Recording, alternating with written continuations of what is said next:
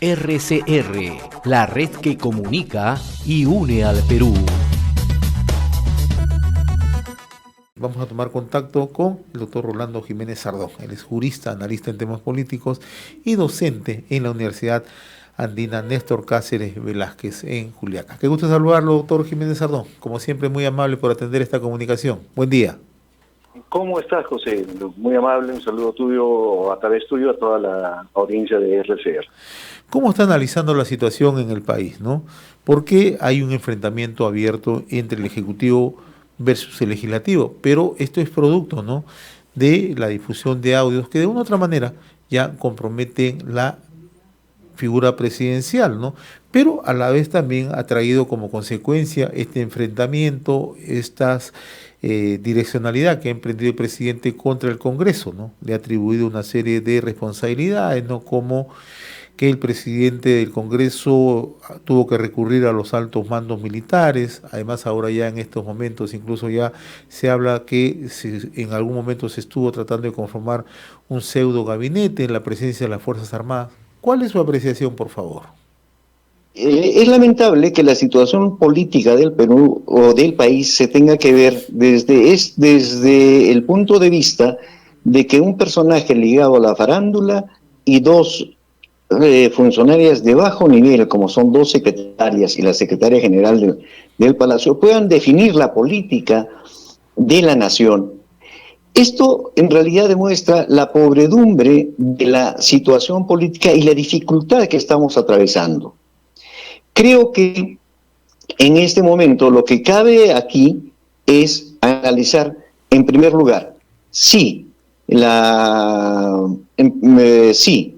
estas conversaciones del señor Vizcarra, que obviamente tienen una connotación de carácter penal, puede conllevar a una crisis política. Y en segundo lugar, ¿es coherente la respuesta del Congreso frente a este hecho como es el de que el presidente del Congreso se comunique con las Fuerzas Armadas? Creo que en realidad esto demuestra en realidad la fragilidad de nuestro sistema democrático y demuestra el enfrentamiento permanente que existe entre el Poder Ejecutivo y el Poder Legislativo. En segundo lugar, lo que tenemos que ver, producida esta situación, ¿qué es lo que va a suceder? Creo, en primer lugar, sinceramente, que la moción de vacancia ha caído y ha perdido fuerza. No considero que puedan alcanzar los 87 votos para lograr la vacancia del presidente Vizcarra. Pero lo que sí van a hacer es arrinconarlo en el Congreso y exigirle que vaya a declarar el día viernes y que haga su defensa, ya sea de forma personal o a través de su abogado defensor. Por el otro lado, tenemos la respuesta del Ejecutivo que a través de la interposición de una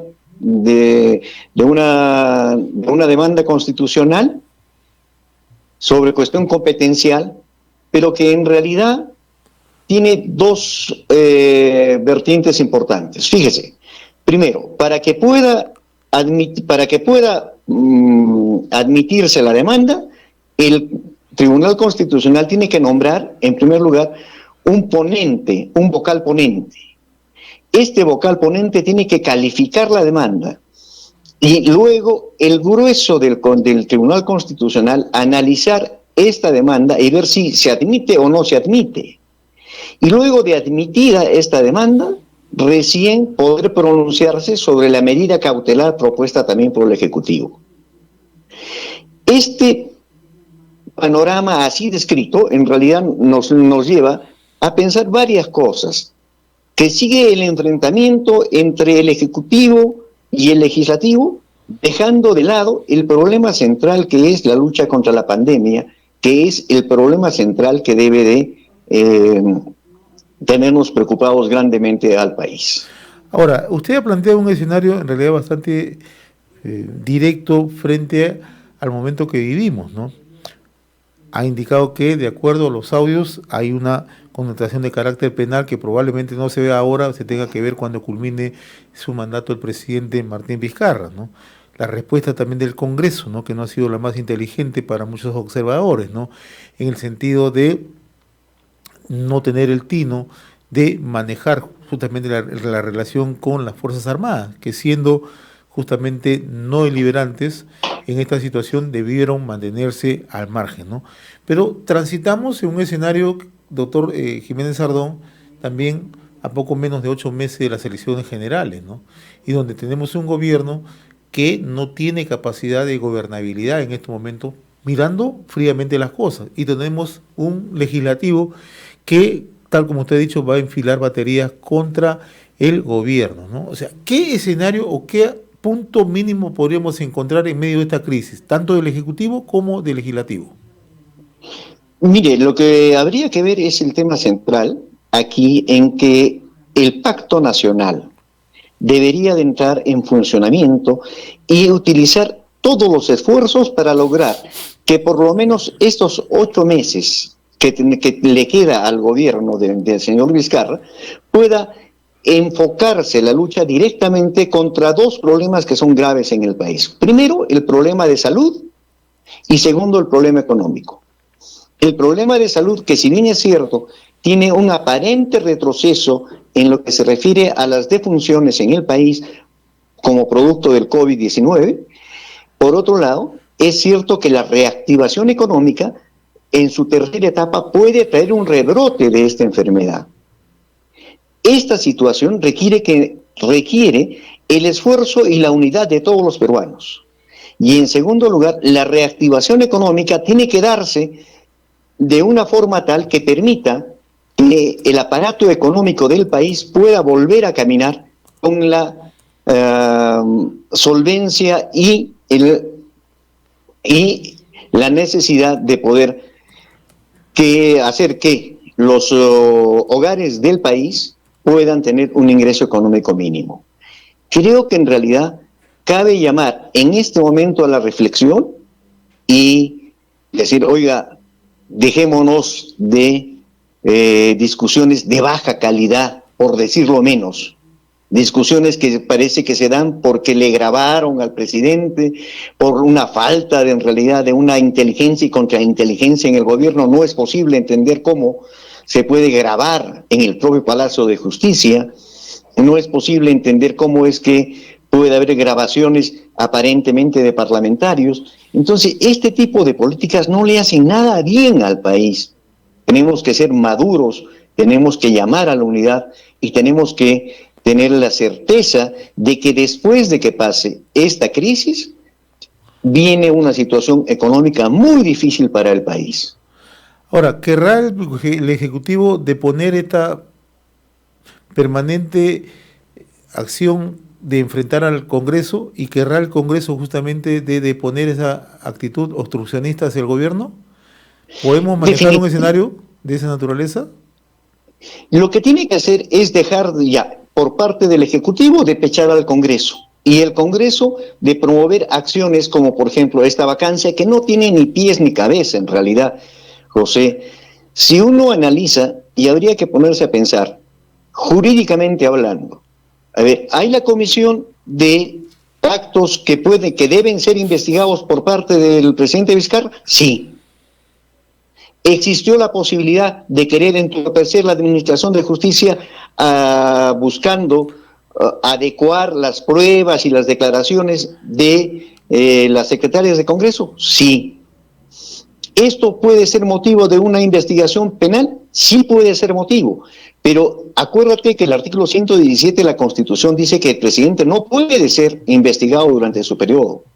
A partir del 29 de julio del 2021 podrá ser investigado, pero también recuerda que él está provisto del antejuicio político, lo que significa que el 29 de julio del 2021 el nuevo Congreso podrá hacer una denuncia constitucional en contra del actual presidente Vizcarra y verificar su conducta.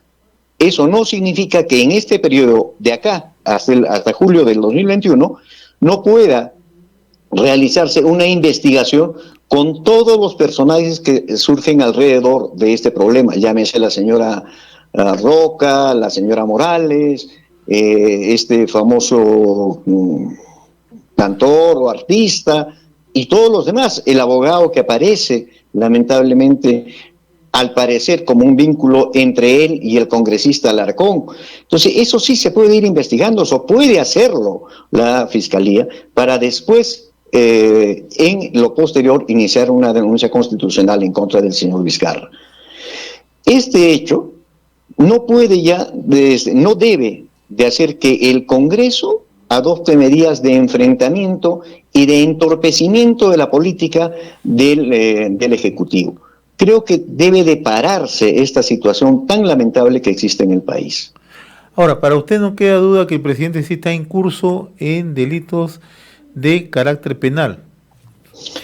Para mí sí. Yeah. Para mí sí, definitivamente habría dos delitos, encubrimiento real y falsedad genérica. Pero por mandato constitucional no puede ser investigado. El artículo, la Constitución, el artículo 115 me parece, dice que el presidente de la República no puede ser, 117, no puede ser acusado durante su periodo. Entonces tiene esta inmunidad presidencial. Nosotros tenemos una Constitución presidencialista, entonces, que protege la investidura del presidente al margen de la persona que esté en la presidencia. Y esto hace que además de esto tenga otra segunda posibilidad de defensa, que es el antejuicio político. Pero que si hay delito, yo considero que sí hay delito. Y que esto tiene que ser investigado, tiene que ser juzgado en su momento, sí. Este es el momento para crear crisis política a raíz de esto, me parece que no. Me parece que no. Y lamentablemente el Congreso ha caído en un grave error. Como que ha caído en un grave error también el Poder Ejecutivo. Y pone, inclusive, fíjate José, pone al Tribunal Constitucional para que pueda en esta etapa definir si, para que se definan los alcances de este término de la llamada incapacidad moral del presidente. ¿Es el momento ahora? Creo que no, tampoco. Ese es un buen tema que usted plantea. El tribunal está en capacidad de resolver, tal como lo ha adelantado uno de sus magistrados, en un plazo breve, 2 o 3 días. A ver, si nosotros vamos al Código Procesal Constitucional, vamos a tener que ver que primero tiene que admitirse la demanda. Y para admitirse la demanda, el tribunal tiene que nombrar un tribuno ponente. El ponente expondrá esto ante el colegiado y el colegiado decidirá si se admite o no la demanda. Y sobre eso yo tengo una seria duda en la demanda interpuesta por el Poder Ejecutivo, que la voy a explicar después. Luego de esto, recién podrá verse la medida cautelar que tiene por objeto aparentemente suspender la reunión del día viernes, donde el presidente tendría que estar en el Parlamento. Luego, si es que se admite esta medida cautelar, podría suspenderse, pero primero tiene que admitirse la demanda. Y en la demanda, el pedido principal del Poder Ejecutivo dice que se suspenda la interferencia que tiene el legislativo con las acciones de gobernabilidad del Ejecutivo, y que además sostiene que el periodo presidencial es de 5 años y que el periodo no puede limitarse ni puede recortarse. Ese es el pedido central de esta acción competencial, y entre líneas se hace aparecer y le dice: el tribunal debería de interpretar la extensión de la incapacidad moral. Entendemos entonces que el pedido principal es que se le deje terminar de gobernar al señor Vizcarra, y lo otro sería una pretensión alternativa. Y si hay pretensión alternativa, estaría supeditado a la pretensión principal, que es que se le deje terminar de gobernar. Y además, como lo han sostenido algunos constitucionalistas, para que proceda esta interpretación tendría que darse el hecho, es decir, tendría que haberse dado ya la vacancia del presidente, cosa que no existe en este momento. Por ello es que creo que la piedra angular de esto va a radicar en que si el tribunal admite o no esta demanda competencial. Muy bien, doctor Rolando Jiménez Ardón, como siempre muy reconocido por esta comunicación con RCR, Red de Comunicación Regional. Ha sido grato conversar con usted directamente desde Puno. Un fuerte abrazo a la distancia, muy amable. Gracias, José, muy amable. Un saludo a todo el Perú y ojalá que salvemos esta tan difícil situación que tiene nuestro país. Lo deseamos. Gracias. En realidad. Gracias. RCR, la red que comunica y une al Perú.